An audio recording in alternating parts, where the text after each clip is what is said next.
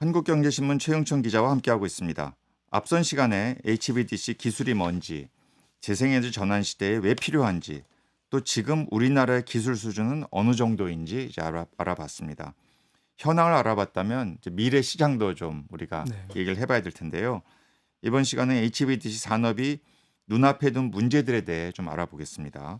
일단 인력 문제, 이거 네. 굉장히 중요하다. 이거 취재하셨죠? 그렇습니다. 제가 일단 국내 스카이 대학 중에 한 곳에 이때 연구소를 취재를 갔는데 사실 뭐 다른 건으로 취재를 갔습니다만 교수님 한 분께서 사실은 기술적인 바틀넥, 즉 기술적인 병목 지점이 변압기 개발에 있다고 하더라고요. 네, 그러면서 HVDC에 필요한 변환용 변압기, 컨버터 트랜스포머라고 하는데 이거를 개발할 인력이 없다고 합니다. 그래서 제가 조금 더 알아봤더니 꼭그 대학뿐만 아니라 또 다른 주요 공과 대학이죠. 뭐 고려대, 공대는 그 교수님께서도 아시다시피 세 차례 연속이나 같은 분야 교원 공고를 내는 것도 이례적인데 그마저도 다 무산이 이 됐거든요. 분야에서 네, 변압기 그렇습니다. 네, 분야에서 전력 기기 분야의 교원을 모집을 네. 하려고 했는데 많아봐야 뭐 지원자가 한 명뿐이었고 어떤 회차에는 아예 지원자가 없었다고 합니다. 그래서 제가 좀 더 여쭤보니 이거는 사실 새로운 변압기 기술이긴 합니다만 이건 기존 변압기를 아는 인력들이 있어야지 개발을 할 수 있다고 그래요. 하더라고요. 사실상 기존 개발 인력이 사라지게 된 거죠. 교수급 인력이. 자, 그러면 우리 기업들은 네. 또 어느 부분에서 가장 부족한 문제가 있다고 보십니까? 사실은 제가 이제 취재를 했을 때도 변환용 변압기 그러니까 어떤 발전소에서 생산된 교류 전력을 이제 승합 전력을 높여야 되죠. 그래서 전압을 높여야 되는데 그 과정에서 이제 필요한 게 이제 변환용 변압기입니다. 그런데 사실 조금만 이제 약간 용량을 키우고 뭐 라디오 볼륨 버튼 정도 수준으로 뭐 올리는 정도 아니야라고 저도 그렇게 생각을 했었는데요. 이게 매우 고전압의 큰 전력량 단위로 가게 되면 엄청난 열이 발생하고 아, 또 뭐 고조파라고 하는 그런 뭐 바이어스 뭐 이런 여러 어떤 노이즈들을 잡아야 된다고 하더라고요, 변압기가. 그런데 그런 기술을 우리나라 기업들이 아직은 확보를 못하는 상황입니다. 네. 사실 서해안 에너지 고속도로에 필요한 건 2기가와트의 525kV급의 기술인데요. 우리나라는 아직 500메가와트 정도의 변압 기술밖에 개발을 못하는 상황이거든요. 이건 제가 앞서 말씀드린 그런 인력 부재가 계속 누적이 되면서 산업계에도 좀 영향을 미친 것으로 보입니다. 네. 이 변압기뿐 아니라 사실은 교류 전력을 직류로 바꿔주는 변환 밸브 네, 국산화 맞습니다. 이것도 중요하다 이런 얘기 들었거든요. 네, 네, 맞습니다. 이건 현황이 어떻습니까? 사실 저는 변압기에 대해서 조금 중점적으로 취재를 했었는데 한 국내 제가 앞서 말씀드린 그 네 개의 기업 중에 한 어떤 엔지니어 실무진 분께서는 사실 변환 밸브 국산화가 더 시급하다. 아, 변환 밸브가 무엇이냐면 이제 앞서 말씀드린 변압기는 이제 전압을 높여준다면 이제 비로소 변환 밸브에 와야지 교류가 직류로 이제 바뀌게 되는 거거든요. 이제 전류 흐름이 완전히 바뀌게 되는 아주 중요한 건데 여기에는 전력 반도체라는 기술이 들어갑니다. 그렇군요. 네. 그런데 이 전력 반도체라는 부품은 뭐 히타치 에너지, 미국의 제너럴 일렉트릭, 기타 그런 소수 3개 기업만 독과점을 하고 있어서 지금 현재 기업들이 해외 기업들과 좀 손을 잡으면서 협력을 하고 있다고 하더라고요. 그래요. 지금 들어보면 어떤 이 HVDC가 설치되고 활용 가능한 네. 과정에서 뭐 변압기의 말씀도 하셨고 이 네. 밸브죠. 네. 이런 핵심 기술들이 국내가 많이 약하다. 네, 이제 이렇게 그렇습니다. 요약을 할 수 있을 것 같은데 네. 아니 그럼 이렇게 너무 격차가 벌어져 있으면 뭐 우리나라가 모든 걸 다 할 수 있는 것도 아니니 맞죠. 네. 이런 거는 좀 잘하는 분야에 우리나라는 집중을 네, 하고 네. 뭐 대학이든 또 산업계든 좀 부족한 건 해외에서 필요하다면 수입해서 네. 네. 활용할 수 있는 거 아니냐? 뭐 이런 어떤 관점에 대해서는 어떻게 말씀하시겠어요? 네. 사실 뭐 모든 기술을 100%다 국산화는 할 수는 없죠. 그런데 사실 우리나라는 전력 강국입니다. 음, 전력 이렇게 또 개통 이게 뭐 전통 에너지원부터 또 재생 에너지원까지 이런 전력 개통을 한 번에 아우를 수 있는 국가도 잘 없고요. 또 제가 아까 말씀드렸다시피 변압기, 또 변환 밸브, 그리고 케이블 중에서 케이블은 LS 일렉트리 이런 데서는 벌써 상용화를 하고 있고 거의 그렇죠. 해외에서도 거의 선두권인 기업이거든요. 그런데 이런 상황에서 어떤 변압기, 변압 밸브를 해외 기업의 시장을 내주게 된다면 우리가 얻을 수 있는 파이는 너무 작다고 하더라고요. 주도권을 뺏길 수 없다. 그렇습니다. 네. 네. 또한 서해안 에너지 고속도로 같이 이런 한전에 따르면 거의 수십조 원이 아마 들어갈 것 같은 이런 네. 이렇게 대형 국책 사업에서 이렇게 해외 기업의 기술이 들어오면 에너지 안보 측면에서도 위협을 받을 수 있고요.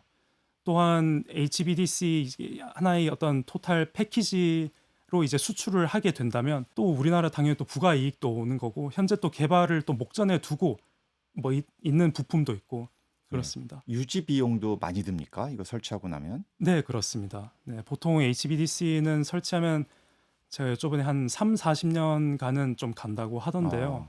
그런데 이게 중간에 당연히 또 그 재생에너지원이 워낙 또 변동성이 크기 때문에 어떤 좀 그 전력 반도체에 좀 무리가 갈 수도 있기 때문에 되게 이런 유지 보수 측면에서도 좀 손길이 많이 필요하다고 하더라고요. 또 네. 유지 보수 시장도 열릴 수도 있고요. 우리나라 주가 주도권을 잡으면. 네. 네.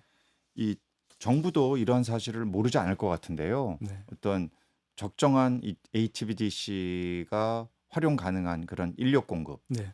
또 대학과 연계 이런 거는 어떻게 지금 정부가 뭐 계획하고 있는 게 있습니까? 아, 네. 정부도 이제 기후에너지 환경부죠. 이제 환경부에서 이름이 바뀌었는데 그 기후에너지 환경부에서도 그 보도 자료를 하나 냈더라고요. 그때 이제 정부도 HBDC 인력난을 심각하게 보고 있고 인력 풀을 키우겠다. 그런데 일찍이 2023년에 그 한양대 DC 그리드 에너지 혁신 연구센터를 설립을 해서 20개 기업이 참여하는 이런 석박사 인력 양성을 진행을 하고 있기는 합니다. 현재. 네. 네. 현재는 하고 있지만 아직 조금 미약한 것 같더라고요. 뭐 아직 왜냐하면 제가 이거에 대해서도 또 한전 또 관계자께 여쭤보니까 사실 변압기뿐만 아니라 또 차단기 인력들이 잘 수급이 되지 않는다.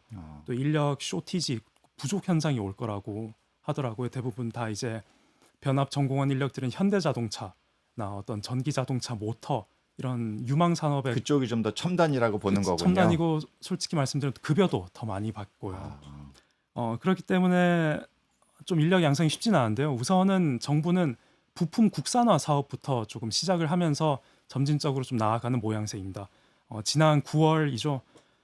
정부 에너지기획평가원 애기평에서 500kV급 전압형 변압기 이제 국산화 사업을 수주를 했고 그 앞서 말씀드린 LS 일렉트릭, 효성, HD 현대 일렉트릭 그리고 일진전기 이 4개 기업체를 대상으로 국산화 이제 사업 공고부터 내면서 조금 인력풀을 키우는 것 같더라고요.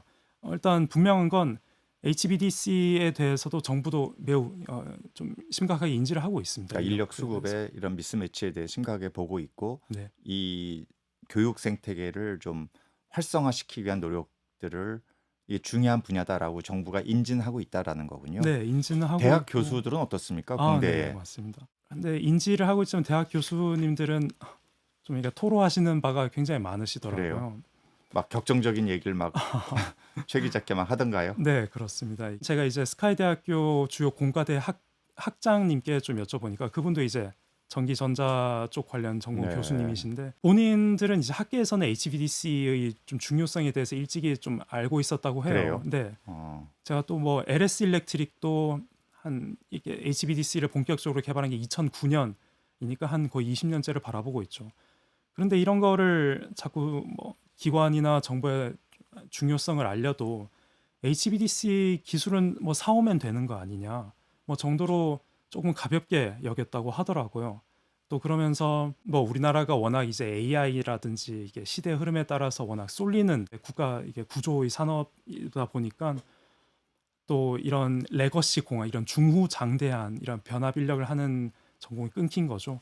그래서 한 교수님께서는 그에 대한 좀 대책으로 국립대학이 좀 약간 설립 취지에 맞게 이런 필수 공학 인력들을 조금 꾸준히 보호하고 또 국가도 거기에 맞춰서 예산을 아낌없이 좀 지원을 해주면 누군가는 이렇게 차세대 변압기 기술이 필요할 때 탁 나타나지 않겠느냐 뭐 이런 솔루션을 낸 분들도 있습니다. 그러니까 이게 뭐 반도체라든지 배터리라든지 AI라든지 전기차라든지 이런 우리가 늘상 듣는 첨단 분야가 또 사실 이런 것들이 가능하기 위해서라도 아, 그렇습니다.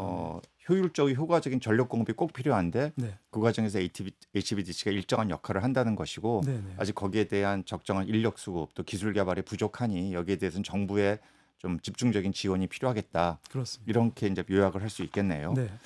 그래요. 중국과는 우리가 그럼 많이 떨어져 있는 거죠. 아, 네. 그 얘기 간단하게 좀 해주시죠. 우선 중국은 투자 규모가 어마어마합니다. 뭐 저희랑 뭐 동일선상에 놓고 비교를 할 수는 없죠. 제가 아까 말씀드린 4만 킬로, 뭐 사실 업계에서는 5만 킬로미터 이상 케이블이 깔려 있을 거라고 보는데 우리나라는 제가 아까 말씀드렸다시피 525 킬로볼트급이라고 말씀드렸죠. 서해안 에너지 고속도로에 필요한 기술이. 그런데 여기는 800 킬로볼트급 이상의 초고압 직류 송전망만 4만 킬로미터 이상 이미 깔려 벌써 있습니다. 네. 이게 뭐 비교를 할 수가 없는 상황이군요. 그래요. 좀 더 듣고 싶은데 시간이 다 돼서 네, 오늘은 알겠습니다. 여기까지 듣겠습니다. 네.